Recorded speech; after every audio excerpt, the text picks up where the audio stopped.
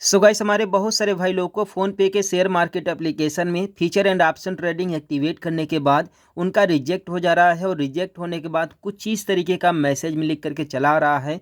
जैसा कि आप यहाँ पर देख सकते हैं कि मैंने भी यहाँ पर एक्टिवेट करने के लिए अप्लाई किया था फीचर एंड ऑप्शन ट्रेडिंग के लिए, और मैंने एक्टिवेट किया भी था। सारा का सारा डिटेल सही तरीके से फिल किया था, बैंक स्टेटमेंट, ठीक है। लेकिन इसके बाद जैसे ही एक्टिवेट एफ पर क्लिक करते हैं तो आप यहाँ पर देख सकते हैं ये एक एरर लिख करके चला रहा है, unable to activate F segment.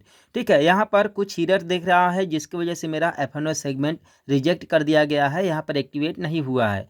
तो आज के इस वीडियो में आप लोग को बताने वाले हैं कि आखिर यह एरर लेकर के क्यों आ रहा है, इसका सोल्यूशन क्या है। इसके बारे में आप लोगों को बिना स्किप किए वीडियो को पूरा देखिएगा, डिटेल से बताने वाले हैं। तो बेसिकली सबसे पहले देखिए, आपके पास अगर यह एरर आ रहा है तो आप लोगों को सबसे पहले ध्यान से जो नीचे लिखा हुआ है यह आप लोगों को ध्यान से देखना है। जैसे कि मेरे केस में देखिए यहाँ पर तो लिख करके चला आया कि unable to activate F segment, लेकिन उसके नीचे क्या लिखा हुआ है ये इंपॉर्टेंट है।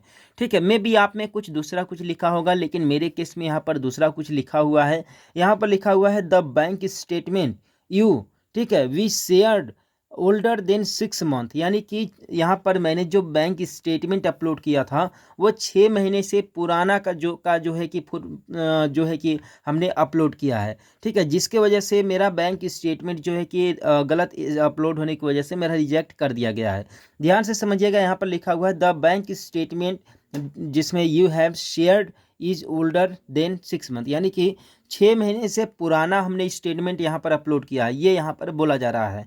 लेकिन हालांकि मैंने पुराना बिल्कुल भी अपलोड नहीं किया है, मैं आप लोगों को स्टेटमेंट दिखा दे रहा हूँ जो मैंने अपलोड किया है। ठीक है, स्टेटमेंट की मैं बात करूँ तो स्टेटमेंट मैंने यहाँ पर सिंपली निकाला हुआ है, आप लोगों को मैं दिखा दूँ। ठीक है, स्टेटमेंट आप लोग जैसे यहाँ पर देख सकते हैं कि स्टेटमेंट जो मैंने यहाँ पर अपलोड किया है, सबसे पहले आप लोग यहाँ पर डेट देख लीजिए।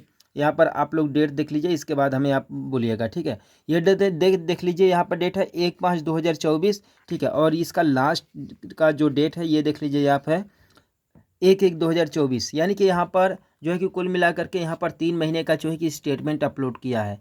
ठीक है, लेकिन यहाँ पर 6 मंथ का स्टेटमेंट की ज़रूरत पड़ती है, जिसकी वजह से मेरा यहाँ पर एफ जो है कि डीएक्टिवेट कर दिया गया है।